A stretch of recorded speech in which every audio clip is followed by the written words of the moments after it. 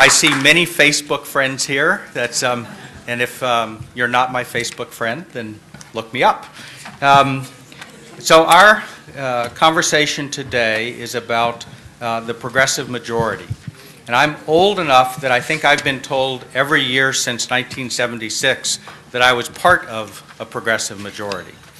So what our panel is going to do today is to tell you not only why they think we have a progressive majority, but why it's different than previous progressive majorities, because that's the interesting part, and what, if anything, we should do about it. So I'm hoping that this is not simply sort of a cheerleading discussion, but one where our panelists engage with each other and then with you. We're going to have questions at the end, and there should be little cards scattered around. And at any moment, you can either bring them up, give them to me, and I'll use my moderator's discretion to try and ask as many as possible. But I don't promise by any means that they'll all get asked. If you want to get into the really tough stuff while everybody's talking, I'd love for you to be thinking about, well, if you had, say, $50 million of nonpartisan money for voter registration and get out the vote and voter education, how would today's panel influence where you would put that money? Where would you put it? With what issues, with what issue groups, in what states, and in what methods? Because real people are thinking about those decisions right now. These are not theoretical conversations. All right, so any questions like that, I'd love to hear. So we're starting just a little bit late, so I'm going to be very brief in my introductions, and I'm going to introduce people as they are supposed to come up. So we're fortunate to start off with Stanley Greenberg. Stanley is perhaps our most distinguished progressive pollster and strategist. I've followed his work for decades, and I think it's fair to say that if more candidates had followed his advice, and please note I'm saying nothing partisan here, I'm speaking in analytical terms, that it would have been a more progressive last few decades. So I hope you will pay very close attention and join me in welcoming Stanley Greenberg.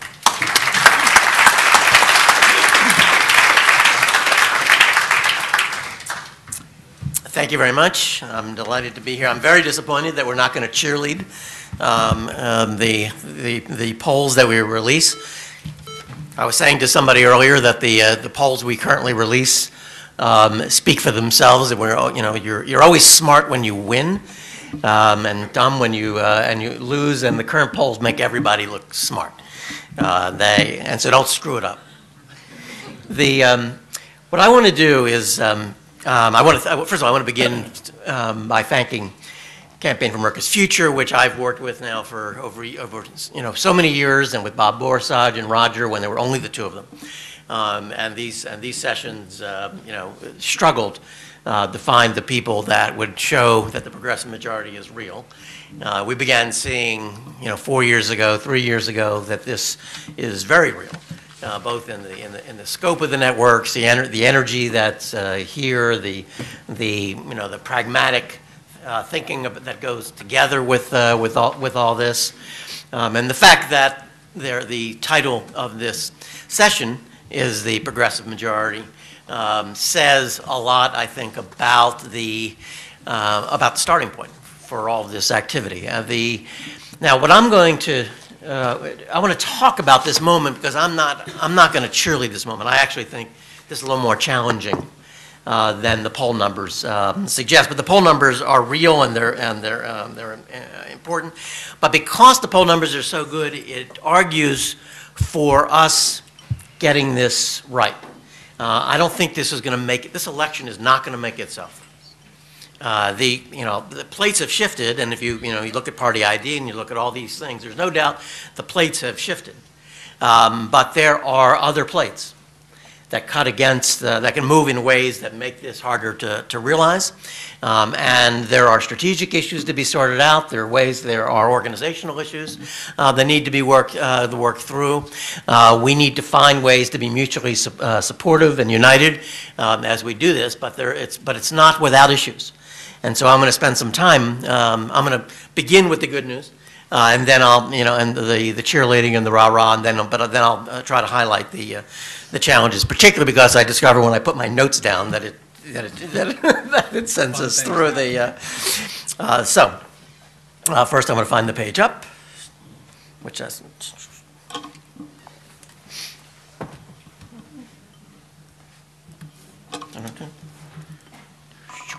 okay, success.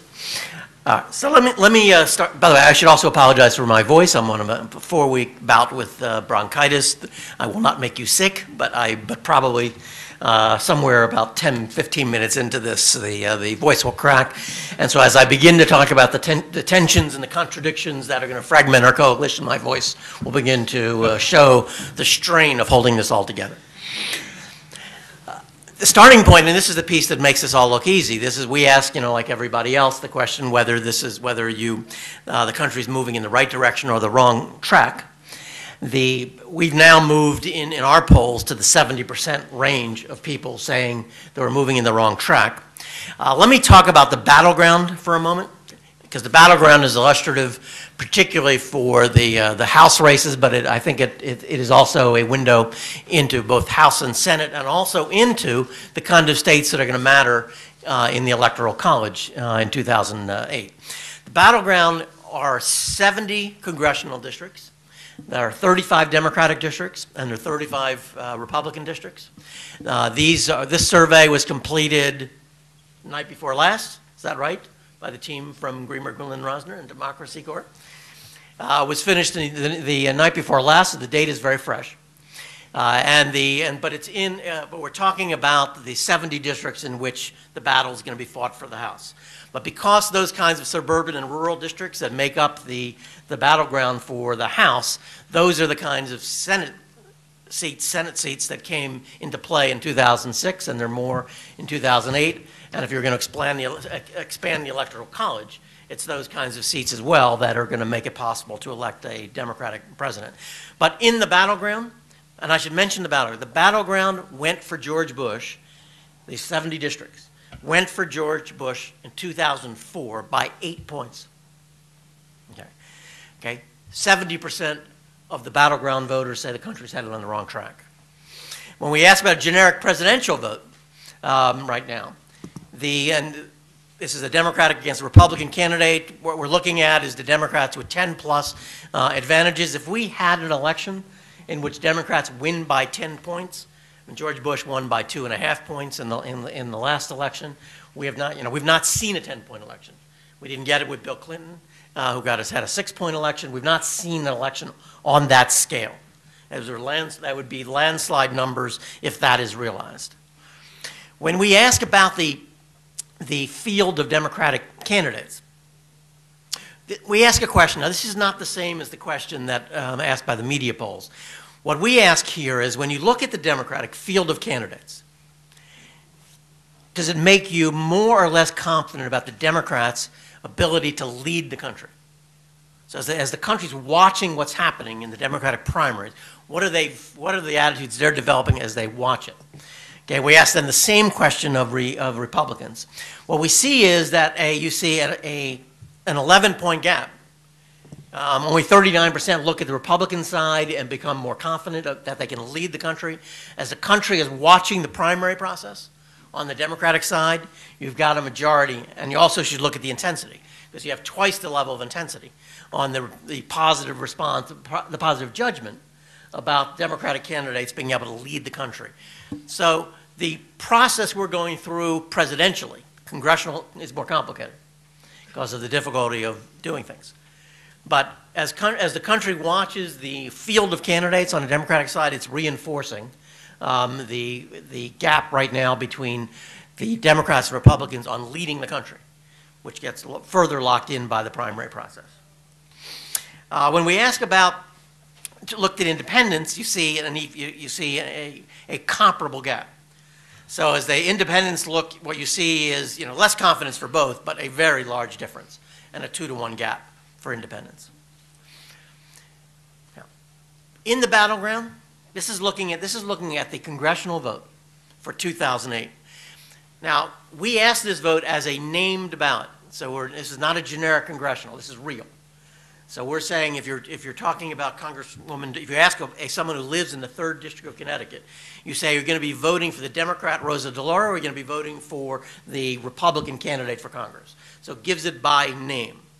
All right. What you see is that nationally we are 8 points up on congressionally, but in the battleground we are 9 points up. 9 points up, but half of these districts are Republican-held districts. And half the Democratic districts are new ones. Now, in the battleground, a year ago, less than a year ago, half a year ago, in the 2006 elections, those battleground districts, those 70 districts, went Republican by a point. They're voting 9 points Democratic now, just 6 months after the election.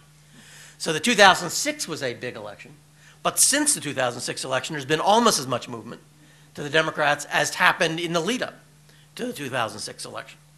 So the country has moved to a fairly remarkable place in terms of the prospect of Democrats being able to win House and Senate as well as presidentially. If you look at it by competitiveness of the races, Tier 1 races are the most difficult races, the most competitive races. So you take the Tier 1 races for Democrats. This is seats that are held by Democrats, Tier 1 races, all of whom are new, who are just elected. Okay? We have a 20-point lead right now in those races, on average, in those top tier of competitive races. On the other hand, if you look at the top tier of Republican seats, and these are incumbents, people who survived 2006, we're ahead by 2 points. The incumbents are only getting 43% of the vote by name against an unknown challenger right now. We would win. By the way, we had these numbers in the last election when we began to put out these almost exact kinds of numbers, and we began throwing up alarms and saying, guys, this is a big election. The playing field has moved. Don't just stay on your top 15 races. There's a big field out here. These numbers right now are as good as the numbers we had when we said that we had to move to a 50. We argued we're going to a 50-seat, playing field, Republican-held seats. Okay. What we're showing here is the seats we've already picked up are safe, and the playing field has shifted. And there's a comparable number of Republican seats available in this election as there was in the last election. So, progressive majority, is this possible? And if you look at it by types of seats, what you'll see is, and we will have in the deck that people want to look at, and I have the list here. We look at types of seats. If you look at almost any seats that are suburban or urban seats that Republicans hold, they are losing those seats. Where Republicans are ahead are in the ex-urban seats and the rural small town seats. But ahead, rural small town incumbent members are at 53% by name. I remember when incumbents used to get 60% in these polls. Incumbents not at 50% are in trouble. There's no part of this playing field right now, except maybe the ex-urban, where you'd be a little reluctant to go. A large part of the Republican world is at risk, and the question is, are we able to address it? One more step on this on the nature of the progressive majority. The conservative collapse is an important part of the progressive opportunity in this year and a half ahead of us. On a whole range of questions, almost any philosophic question you look at right now, in which you're trying to look at underlying principles of conservatism, what you watch is a country moving away, and sometimes dramatically, from the Republicans. This is research by Pew. And what you see is going from 1994 up till the present time on whether government should be providing support for people who can't take care of themselves. We're watching a swing back to numbers prior to Clinton times in terms of support for the idea of government playing that role. When we ask almost any question in that gets at So it gets at social tolerance, diversity, roles of gays in the military, homosexuals. What you see is growing tolerance over time, inexorably moving toward greater tolerance.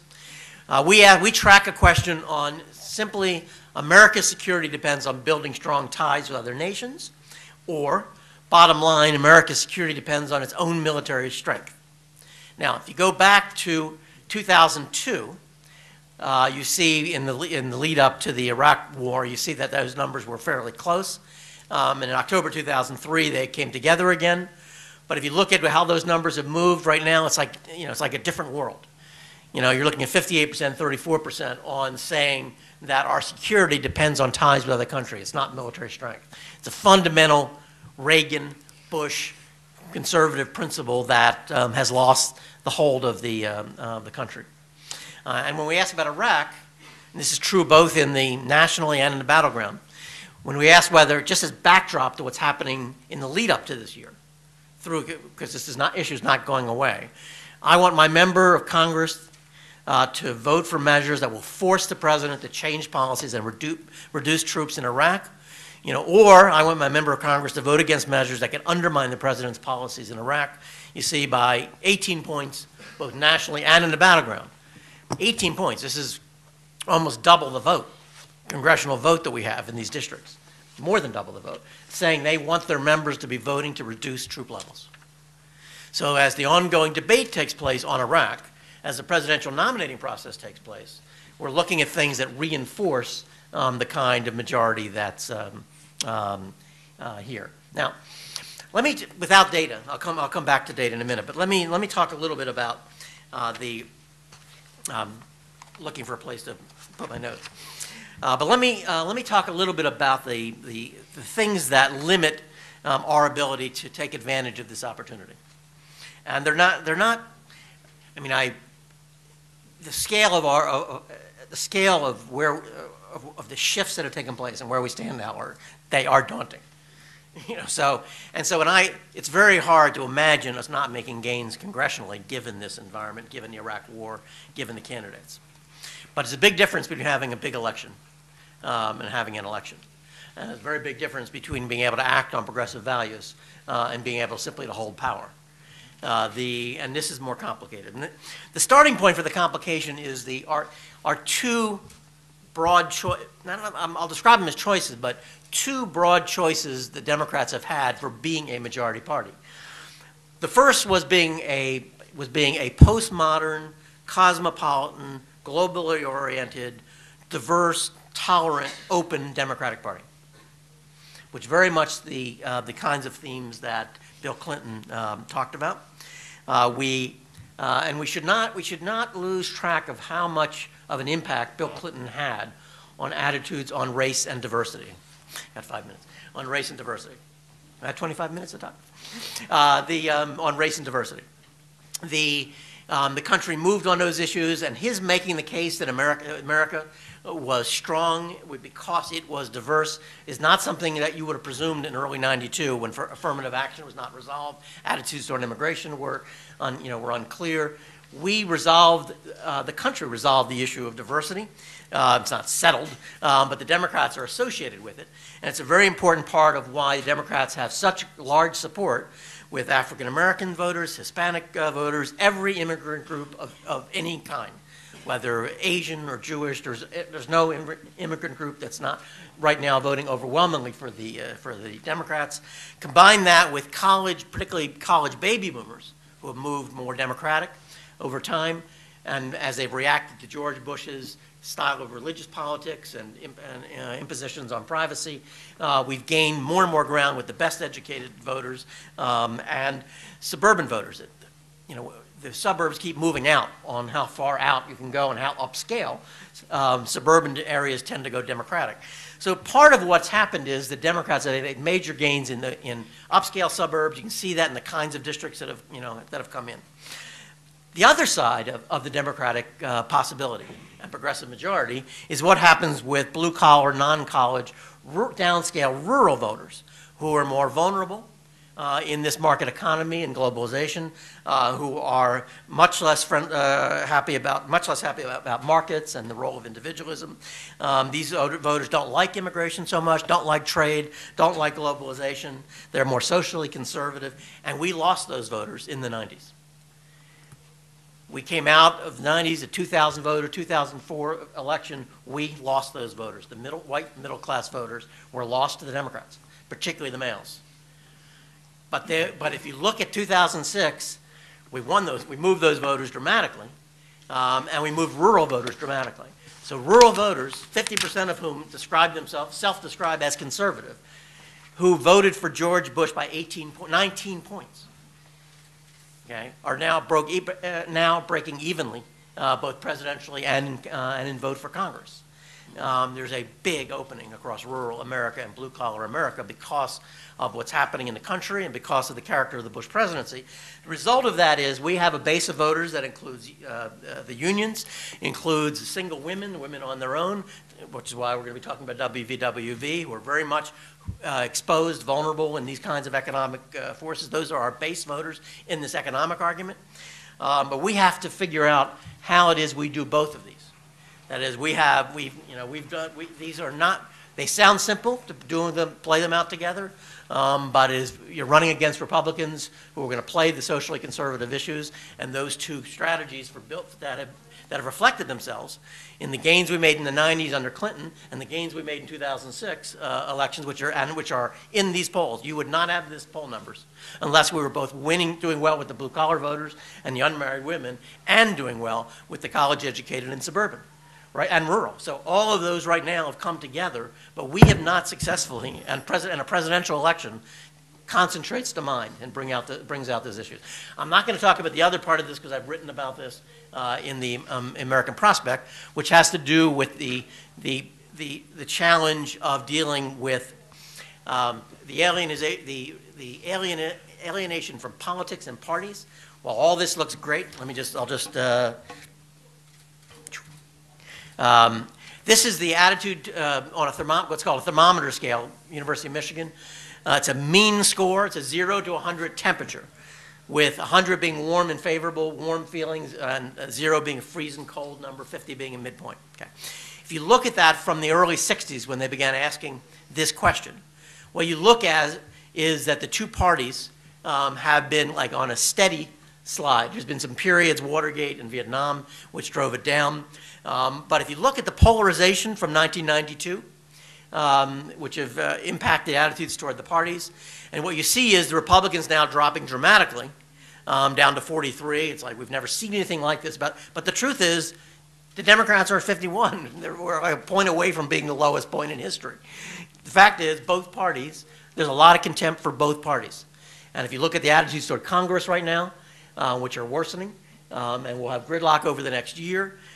We very likely, the attitude toward change, which right now is playing out for Democrats, and will probably still play out for Democrats, nonetheless, is playing against an overall skepticism about politics in Washington, which encourages fragmentation, third-party politics, whether it's anti-immigration, anti-globalization, anti-Iraq, but it opens up the possibility with gridlock of there being breakaways from this progressive majority. So I had other things I was going to present to take away. These are big issues. They're organizational. They're strategic. But given the scale of what's possible, it should concentrate the mind, and we should get to work. Thank you.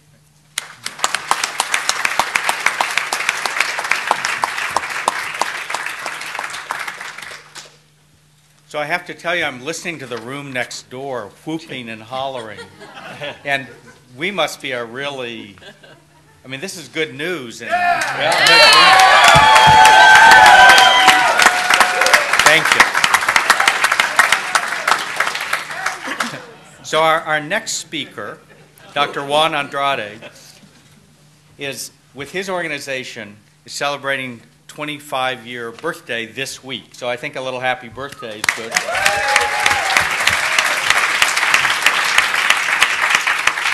He's president of the United States Hispanic Leadership Institute, and this is an organization, it's very important, it's in Chicago. It's not here, not in any of those coastal places, it's in Chicago. And they have trained over 200,000 current and future leaders and registered over 2 million voters. Those are very big numbers, and he's going to talk about Hispanics.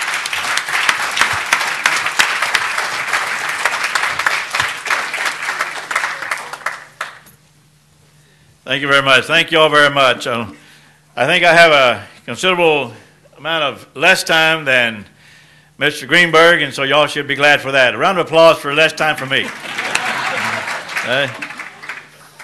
And I kept hearing applause over there, and I figured, well, they're done with their second speaker is what it is. Really, that's what it is, you know. So they should hear us clapping real soon as well.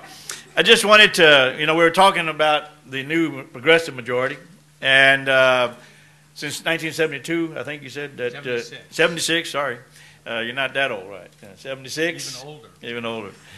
But the new majority, the progressive majority that we had back in the 70s, and how it has changed over the last 30 years. And it's easy to see the change, not only in the change of American society overall, but a lot of the elements, the factors, the variables in shaping a progressive majority has also changed over the last 30 years. In the change in the role and the leadership that women have played in American politics that we have seen in the last 30 years, a far greater role than we have seen before. The emergence of minorities. It wasn't much longer than 35 years ago that we were still struggling to pass these Voting Rights Act of 65, the Civil Rights Act of 64. So obviously, we have seen an emergence of minorities in shaping the new progressive majority of today, particularly among blacks and Latinos, and more recently, among immigrants, as we have seen now the great influx of immigrants into our progressive movement across the United States. And I think it's important to recognize that, if for no other reason, to impress upon you that when we talk about immigrants, that we're not just talking about undocumented workers. We're not talking about legal residents. We're talking about people who have become naturalized citizens and who are voting today, and voting in substantial numbers. So just to summarize this, because I have a very small amount of time, obviously with the role that gender has, the impact of gender on the progressive majority, race, ethnicity, language, of course, because no todos hablamos el idioma de Dios, y no sé cuántos de ustedes me entienden, pero tenemos una gente aquí que sí me entiende cada palabra, ¿verdad? All right. So that's part of the dynamic of the progressive majority. And so needless to say, we become a lot more inclusive in shaping this progressive majority. But in short, it is now much more complicated that with the issues that we have to deal with, the dynamics here on Capitol Hill and throughout the country from coast to coast. And that it is a lot more complicated when we talk about a progressive majority today than it used to be 30, 35 years ago. And if you don't believe me as to how complicated it can be, just try getting your arms around the immigration issue. Now, that is an issue that is extremely complicated, and it's hard for anybody, no matter how progressive we are or consider ourselves to be, to get our arms around that particular issue. Just a quick word here, because I'd like to focus more on Latinos. I think I know a lot more about Latinos than anything else, having been Latino my whole life. But just to comment, if I may, on November of 2006, that I think the country gave us a window of opportunity. But I think it's also safe to suggest that the country put us on a very short leash. That was not a mandate that may play out over a long time.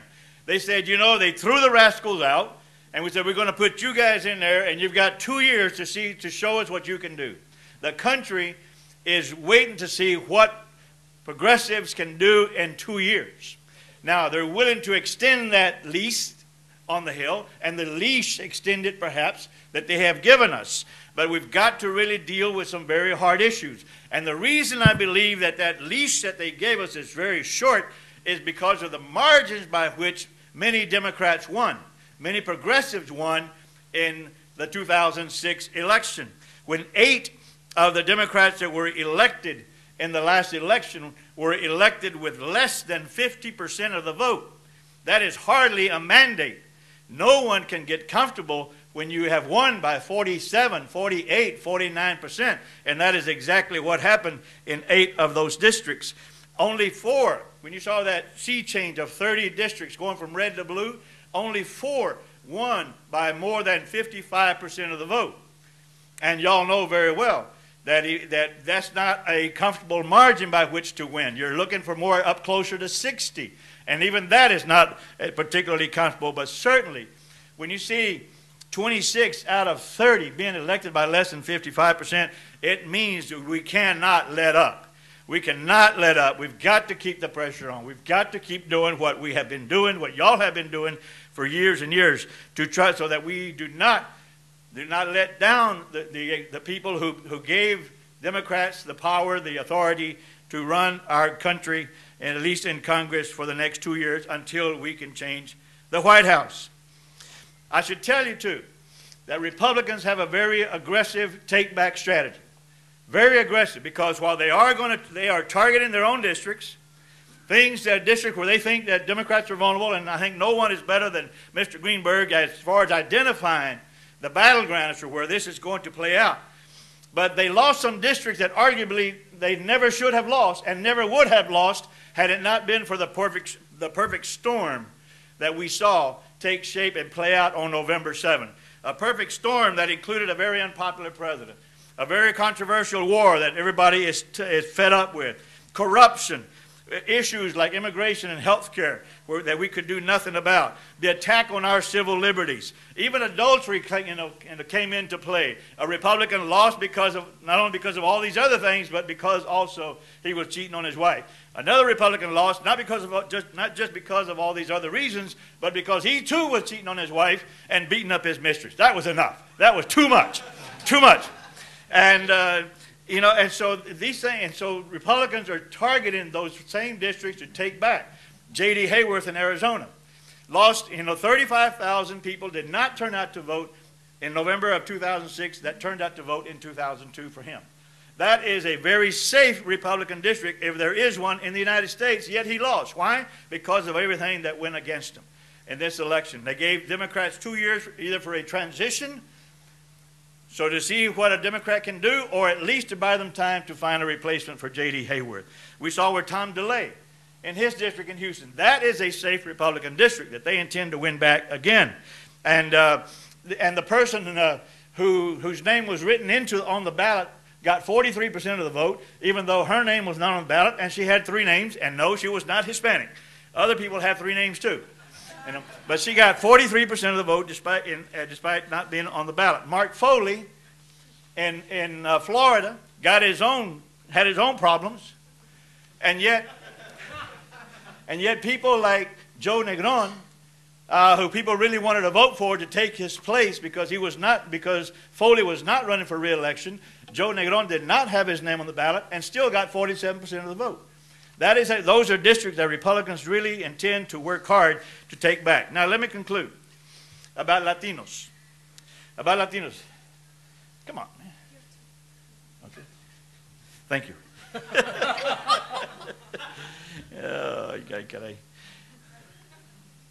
God, where do you start? Let me just say this. I wanted to just talk about the Latino community and what it is today and the Latino vote. But you can also go to Amazon.com and you can purchase a almanac of Latino politics that we publish, which is over 400 pages, brilliantly illustrated pages that describe or define for you the Latino vote. Because people argue as to whether there is a Latino vote or there is not a Latino vote. And obviously we argue that there is, but there are those who would argue otherwise. But I think so you'll find a lot of those answers in that almanac, and I would encourage you to get a copy. Let me just say this. The issue of immigration is one that really, really resonates in this segment of the progressive majority.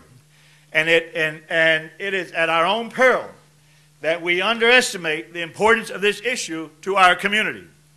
Because it is extremely important when you see all the poison pills that we're having to drink, that our leaders are having to take in the House and the Senate, particularly in the Senate, to contaminate and poisoned that bill to the point where nobody likes it. It is a bill that's described as having something in it that everybody doesn't like, you know, and that is just that bad. But Congresswoman Jan Schakowsky was asking me this morning, where do we draw the line? Are you willing to accept the bill at any price, or is there a point where the bill is not acceptable? And I, for one, said there is such a time that the bill is not acceptable. But the bill that must pass, has to include in it the provisions to reunify families, to give it importance, to give it priority, that we must unite our families. We cannot accept a bill that would call for the separation of our families. We will not accept a bill that criminalizes those who have come to this country, nor people like me who help them once they get here. There is nothing criminal about helping your fellow man. But and the bill must include a path to legalization. It has to lead to that, one way or the other. Finally is the wall, that we cannot accept a wall. This is a wall of disgrace and shame. America is a nation that has always prided itself in building bridges. We do not build walls. We try to tear down walls. Even Ronald Reagan supported tearing down the Berlin Wall. And if he can call for that, we should call for it too. We have got to have a president of the United States who will disavow, who will denounce an effort to build a 700-mile wall across the Mexican border that would separate our nation, not just divide our families, but separate our nation from the neighbor, the country that has been our neighbor and friend and ally longer than any other in our history. America can do better. We can do better than divide families. We can do better than divide nations. And that we need a progressive majority that will take over not just this country, but Washington, D.C., from the White House on down, that will push to bring us all closer together to improve relations among not just us internationally, but throughout the country as a whole. Thank you all very, very much.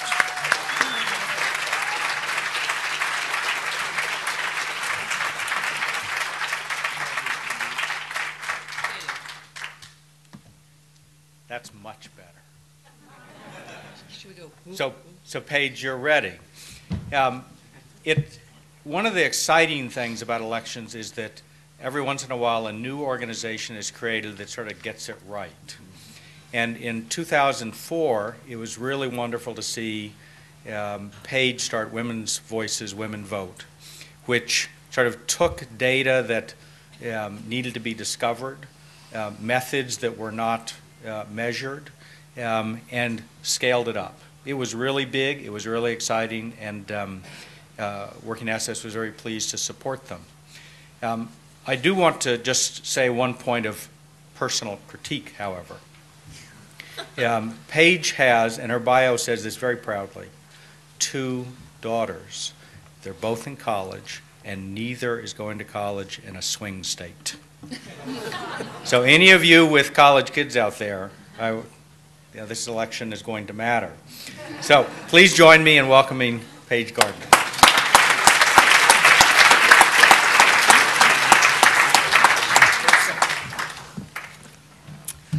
Thank you very much. We tried. I want to start by saying America is different. And if we're going to build a progressive majority, we must build it with different people and in a different way. So I'm here to talk about the one group, I'm tempted to say the single group, that is absolutely indispensable to building that progressive majority, unmarried women. A majority of all households in this country are now headed by an unmarried person. And marriage is one of the most important predictors of whether and how someone will vote. The marriage gap, the difference between unmarried men and women, and how they live, work, vote, and participate is one of the most important determinants in the 21st century right now.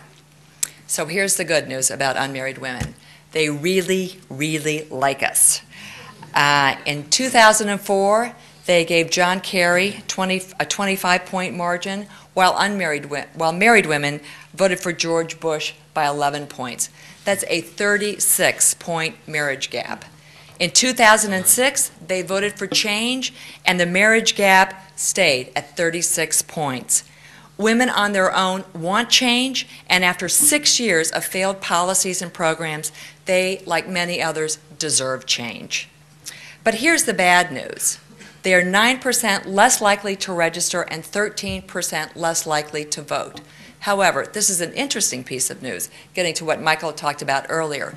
If you look at all the base groups in the progressive movement and in this country today, for every one voter in our group who did not turn out who was registered, there were 3 who could have been registered, and we are leaving them on the sidelines of our democracy.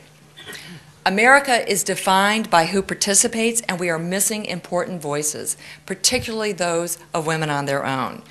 We know we can reach, register, mobilize, and motivate these women by going beyond traditional organizing tactics, building our communities based on new communications, methods of communications, and new demographic realities. And just because a presentation here wouldn't be the same without one, I now want us to play the tape.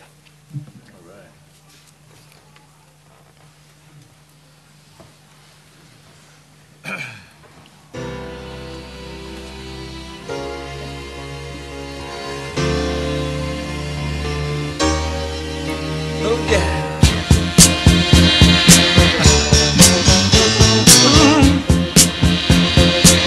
20 million women, unmarried women, single women, women on their own, didn't vote in the last presidential election.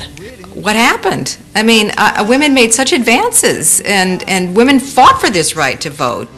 Every time I thought I got it made, it seemed the taste was not America so is changing. The majority of American households are now headed by an unmarried person. Unmarried women are the fastest growing demographic group we have now in this country, and all of their voices need to be heard. I'm much too fast to take that test.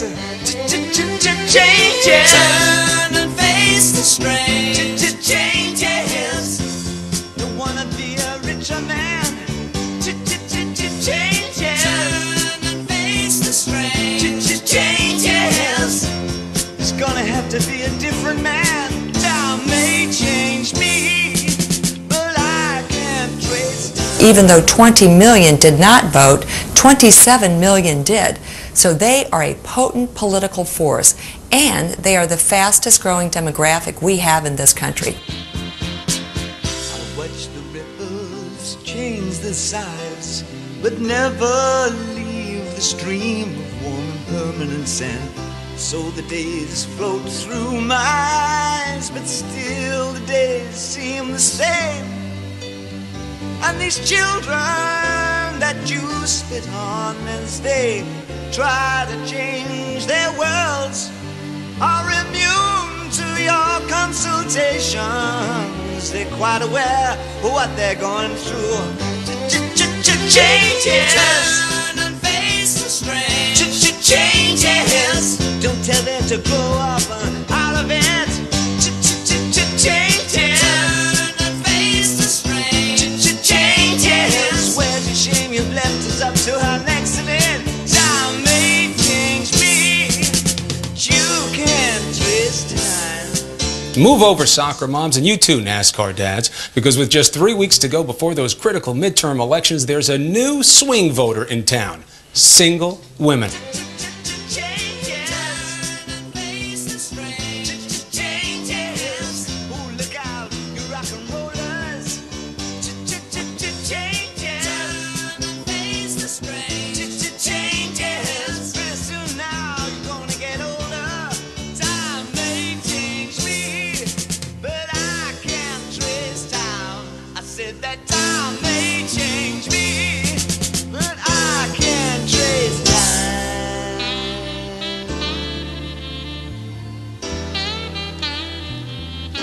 Our voice this week, Marg Helgenberger. The CSI star has teamed up with other Hollywood leading ladies to get out the vote. Women's Voices Women Vote is a nonpartisan movement aimed at the 20 million single women who stayed home from the polls in 2004. Do you want me to tell you about the first time I did it? I think the best time is in the fall. I like to do it in the morning. I told everybody. I had such a big mouth about it. I made a good choice. How the others must see the faker. I'm much too fast to take that test. Changes. Turn and face the strain. Changes. Don't wanna be a richer man. Changes. Turn and face the strain. Changes. When unmarried women were targeted in 2004, it worked. Turnout grew in 2004 for virtually all voters, but this is one of the few groups that changed its proportion of the electorate. If this kind of project succeeds in raising the turnout year after year, then that will have a profound impact on progressive politics. So talk with your mothers, sisters, daughters, and friends. See if what matters to them matters to you. Educate yourself about the candidates. See if what matters to you matters to them. We don't have to dream about the future. We can wake up and vote for it.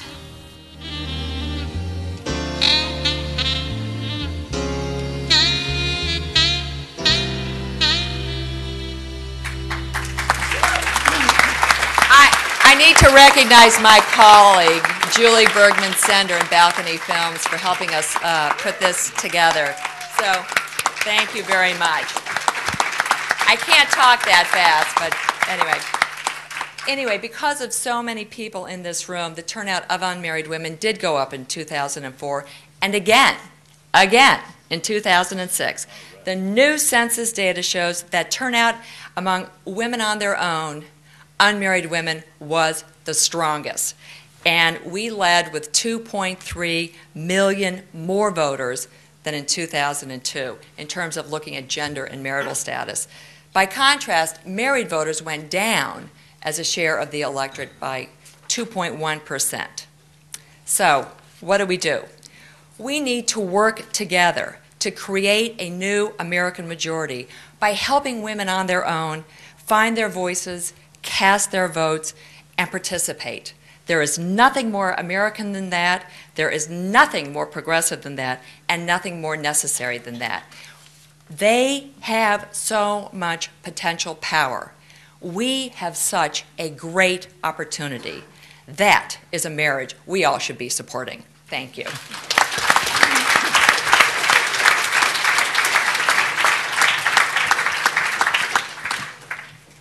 Are your microphones on, if people want to?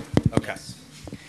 Can I just mention, just because Paige can't say this and I can, Yes. including the current poll in the battleground, unmarried women are voting for the Democrats by 2-1. There's just, I was going to talk about this in my part of the presentation, but they're voting Democratic by 2-1. You know, there's no other group other than African Americans who are voting Democratic in as large numbers, and they are at least 1 in 5 voters. So they're at least 20% of the electorate, and could be 1 in 4. So we're talking about something of very large scale and impact. So we started late, so we're not going to have time for a huge number of questions. I promised Chris Bowers, one of my favorite political bloggers at mydd.com, that he could ask the first question if he simplified it, which I'm sure that he has.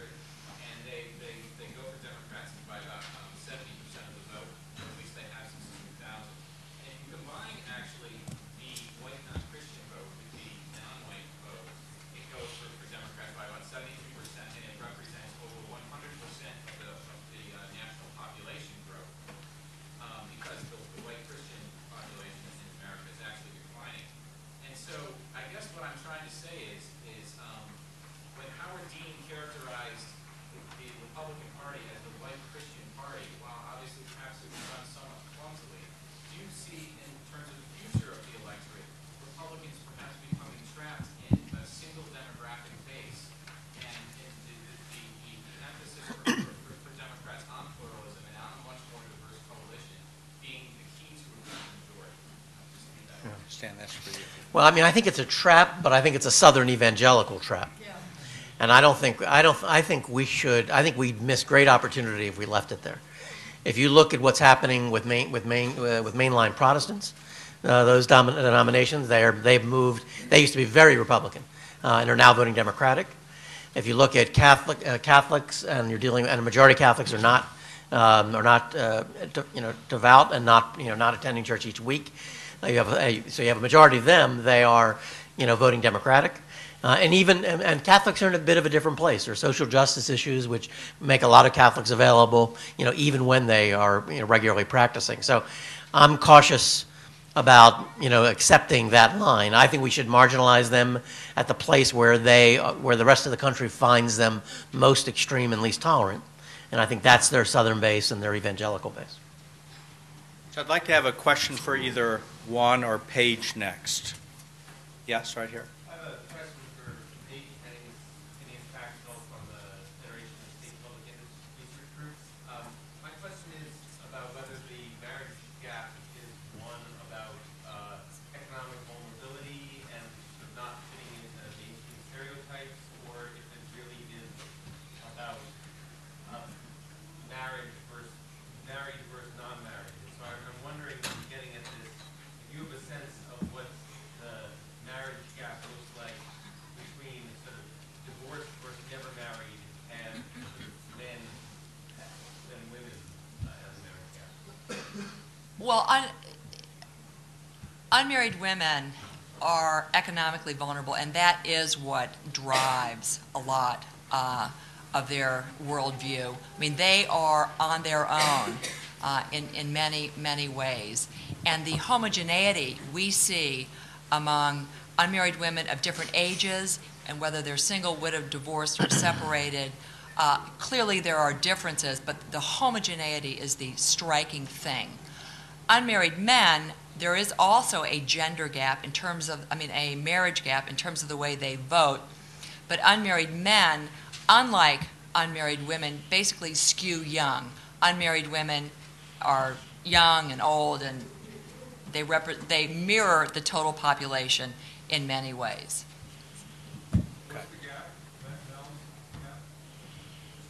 The marriage gap is the difference between how unmarried women and married women participate in the political process as well as how they vote. Between unmarried men and married men, the same. It's a marital divide. The size of it. Oh, so, excuse me. Actually. So we'll take that up afterwards. Question for Juan. I only do women. Yeah, me too. I only do women. Yes, over there. Oh, but can I just say on that note, in terms of, sorry. Where's Ron? In terms of unmarried women, there are 10 million more of them in this country than unmarried men. So there's such a huge group, the 49.5 million. So that's why we. So further numbers later. Yes. Over there for Juan.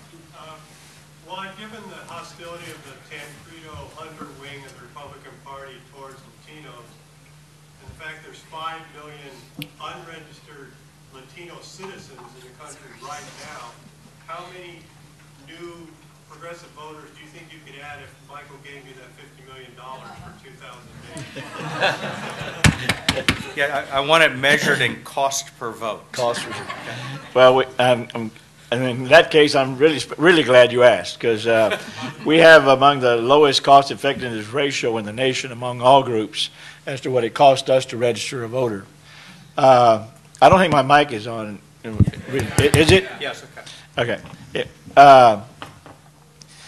But we expect to have upwards of 12 million registered to vote for the November 2008 election. We didn't do Paige as well as the women did. But as far as increase in voter turnout over the last midterm election, but I guess we might have been a pretty good second. Our voter turnout increased 37% over 2002, and that translates into 1.7 million more voters that turned out in November of 06 than we had in 02. And our goal is to have at least 12 million registered to vote. in November of 2008, and our goal is to turn out as close to 9 million as we possibly can. And I should add to that that most of those would be in major electoral vote states, and they were major battleground states, and in many of the congressional districts that Stan was talking about that will define the real battleground in the struggle for Congress, which will be essentially a rematch of 2006. So, let me just mention on the immigration issue, and again, I can speak for, there's C3s and C4s, I don't have these restrictions. So we know that Hispanics voted almost 70% for Democrats in the 2006 election, a major gain, almost a 10-point gain over what we saw in the 2004 presidential election. So there is a consequence for the immigration politics that we're watching, which I assume affects both motivation for registration and voting as well as the probability of voting Democratic. I work in many parts of the world. The center-right parties, the conservative parties, always use immigration as an issue. They're pro-globalization in their own way, but the way they react against it is on immigration. And so I watched it in Austria in this last year and in Britain, where the Conservative Party ran on immigration as their main issue. The more the Republicans run on immigration, the more the Democrats will be defined by their openness. Mm-hmm. And I think it's an important part of our identity, and I think it's an important part of the diversity of support that we have. And I think all of these trends will reinforce what we saw in 2006 amongst Hispanics. Okay, so we have time for 2 more questions, and I want to ask you go next, and then you back there, okay? One demographic that you guys failed to Can you speak up just a little bit? Was the youth vote, which was a huge turnout in 2006, this midterm election. But rather than trying to identify all of these different demographics and try to move one part over another to try to get the vote, you see a complete disgust inside the population for one, this administration, but also the Congress in general, even the Democratic majority. People are just disgusted with them. And what it is it's a reflection of that they just aren't doing anything. So if you guys really want to win this election, I think the one thing that has to be brought up and acted on even before 2009 is impeachment of Dick Cheney. What do you guys think about that?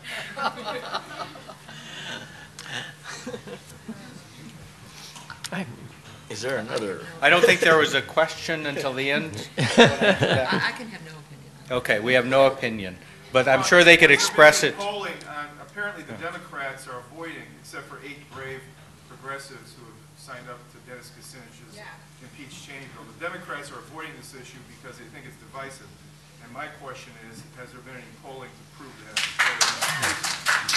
I actually don't know the answer. I'd be surprised if there wasn't a large majority against impeachment, because I think the country views impeachment as kind of the high point of the polarization against Bill Clinton, that they think stopped the country from addressing problems. And if you look at the negatives on the parties that are on that, it is very much associated with that polarization. I think Democrats are reluctant to go down an impeachment route which won't succeed, and appearing to themselves to contribute to the polarization. I would think they'd be much better off stopping the Iraq War as a starting point. Yeah. So.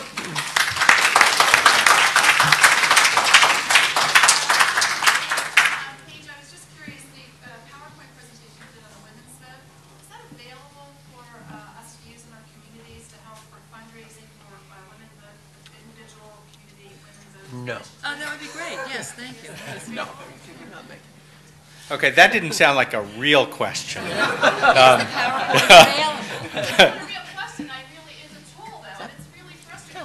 it's fine.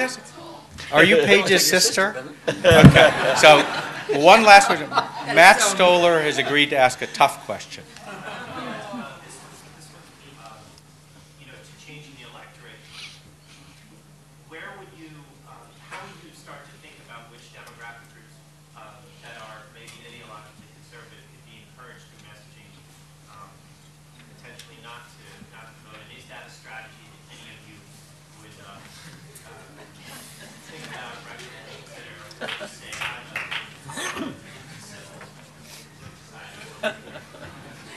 Would anyone like to answer that? Look, one of the facts about the current period is the fracturing and demoralization of conservatives, and it's there's a reason why they are not excited about their own candidates. I didn't present that data, but if you ask Republicans about their own candidates versus Democrats whether they are more confident about theirs, there's a 25 point gap, and so they're demoralized. I think we ought to focus. I think we ought to spend some time on reinforcing the mood of this moment, which includes conservatives feeling they've been betrayed by conservatives, and there's a lot to work with. Yeah. Okay. So the panelists are going to be available for a few minutes afterwards, and please join me in thanking them.